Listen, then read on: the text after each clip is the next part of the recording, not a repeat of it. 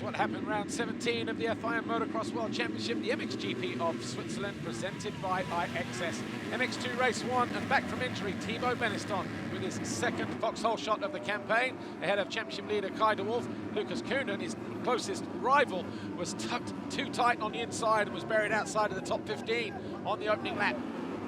Elzinger was in third, Oriol Oliver was fourth, Liam Everts was up there as well, but he lost a couple of positions down to 9th place when he fell in this left-hand turn. He picked himself up, rejoined the race and restarted his charge through. Bit of a tussle with Lucas Koenen. Koenen thought he lost a chain, but he'd just been knocked into neutral as Everts came back through to 7th. Thibaut Beneston then lost the lead on lap 8. De Wolf went by.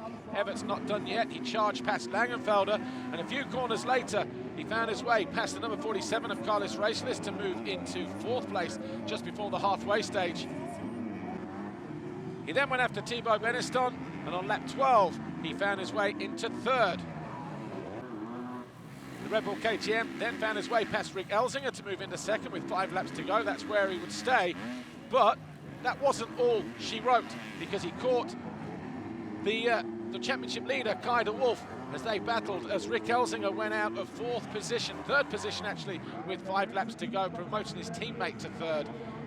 Mikkel Harp got the best of a mistake from Lucas Koenen to move into 5th with 3 laps to go. It looks like Koenen would come home in 6th position, but this course cut across the bottom of the hill lost him a couple of positions. He would then finish in 8th place. Liam Everts closed right in on the rear wheel of Kai de Wolf. That's how close it was as they crossed the line. De Wolf, your winner, Everts 2nd, Beneston 3rd. And rounding out the rest of the points, Langenfelder, Harp, Lucas Koenen, Zanke and Racelis. For Kai de Wolf, it was his 11th race win of the season.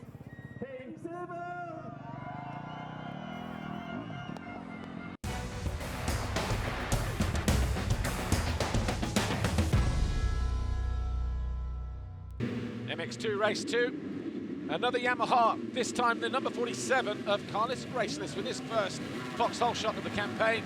Jack Chambers fell with Camden McClellan and Jens Wolfort, but it was Racelis who led. Langenfelder was 2nd, Thibaut Beneston was 3rd, but not for long. A twofer in turn 4 as the Frenchman went into the lead. Everts fell again, this time from 6th down to 14th. And he would have another hard charge through the field on a circuit that was drying out pretty quickly. Lucas Koenen was just having one of those days. He then fell from 6th place down to 13th, eventually get back to 7th. But Langenfelder, in the second half of the race, really started to come alive. He made that move on Beneston for 2nd. De Wolf then moved past Beneston to move into 3rd a couple of laps later on lap 7. Mikkel Harp capitalised on poor line choice from Beneston as he moved up into 4th place, and then Langenfelder then really started to go to town. He caught the 47 of Racelis to take over the lead on lap 13 of 19. Lucas Koenen moved ahead of the Frenchman Beneston to move into 7th. That's where he would stay. Liam Everts, with that hard charge, made this pass with 3 laps to go for 5th, as Elzinger then ended up in 6th. But for Simon Langenfelder, he crossed the line for his 4th race win of the season. Carlos Racelis crossed the line 2nd. De Wolf in 3rd was enough to give him his 7th Grand Prix victory of the season. Mikkel Harp came home in 4th ahead of Liam Everts, Rick Elzinger and Lucas Koenen, but the Grand Prix victory belonged to Kai de Wolf, a 1-3 for his 7th win of the season. Langenfelder 4-1 second overall, Everts 2-5. De Wolf now extends his lead from 44 to 61 points over Lucas Koenen. Langenfelder 43 points further back. And what was a great day at the office for the Dutchman, who continues to lead the championship as we head to Turkey in 2 weeks' time and 3 rounds to go.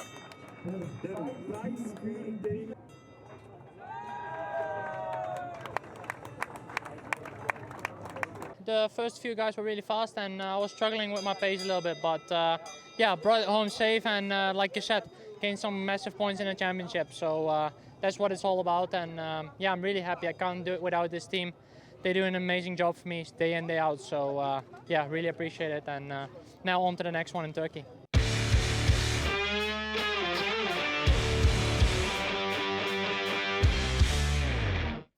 MXGP Race 2, once again Maxime Renault, this time with his 2nd foxhole shot of the campaign. rounding out the first turn. He led uphill. Jorge Prado was right there behind him in second place. Geiser a few positions further back, but he went around the outside to go from fifth to fourth to third and then into second.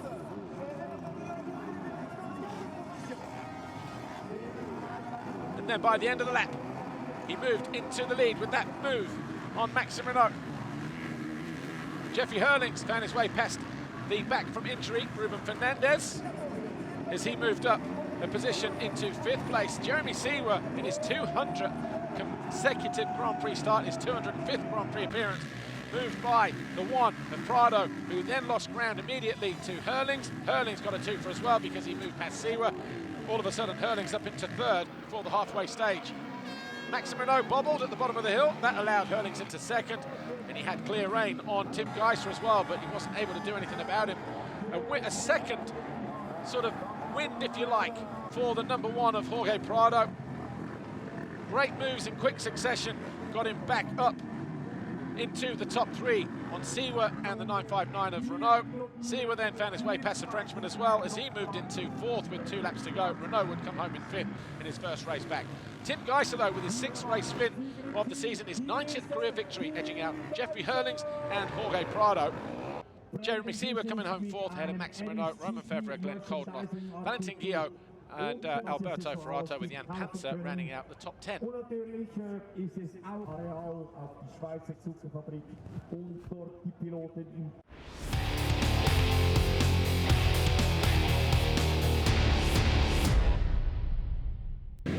MXGP Race 2, another foxhole shot for Maxime Renault, this time number 3, his second of the day. A few riders getting held up on the inside there. Hurlings outside of the top 10 as he came out of the first turn, but it was Prado right there, the 2 Kawasaki's and Febvre and Seewer as well. Then Coldenough up the inside, but Tim Geiser didn't get a good start this time around. There he was, siding forward towards the top 5. This move on Jeremy Seewer put him into fourth on lap 2. And then Hurlings, also another charge through the field. His pass on Glenn Coldenough put him on to 6th. This was on lap 4. He muscled his way up the inside. That caused a mistake for Seewer. Found his way past the homeboy into 5th on lap 6. Prado then got the better of Maxime Renault to take over the lead on lap 7 of 19. As Febvre got around the outside of the Frenchman as well to move into 2nd. Tim Geiser was closing in fast, and so too was Jeffrey Hurlings. Hurlings up the inside of Renault to latch onto the rear wheel of the Slovenian. Those two were now 3rd and 4th. Geiser, though, into 2nd as he found his way past the number 3 of Febvre. That was just by the halfway stage. He then took a couple of laps to find his way onto the rear wheel of Jorge Prado, and around the outside, the Slovenian on the Honda found his way past the Gas to lead on lap 12. A backmarker split Hurlings and Febvre. Hurlings chose the optimum line as he moved past the Frenchman to move into 3rd. He then went after Jorge Prado and just chucked his KTM into that outside rut. Came out the other side in 2nd place. Prado was now down to 3rd.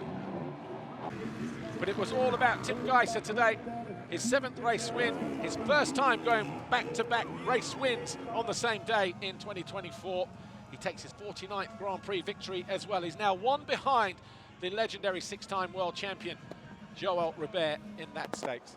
Jeffrey Hurlings took his 150th podium, and Jorge Prado joined them with 2 third-place finishes. Geiser now 18 points clear of Prado. Jeffrey Hurlings 24 further back. Geiser leads as we head to Turkey in 2 weeks' time. This championship just gets better and better in 2024.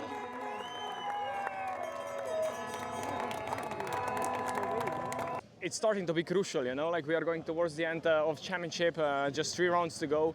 I lost some ground in Lommel and also in Arnhem. But anyway, you know, I'm really looking forward to the tracks that we are going now. But here, yeah, today I felt really good, you know, 2 solid starts, quick passes, let's say, make a little gap and then control the race.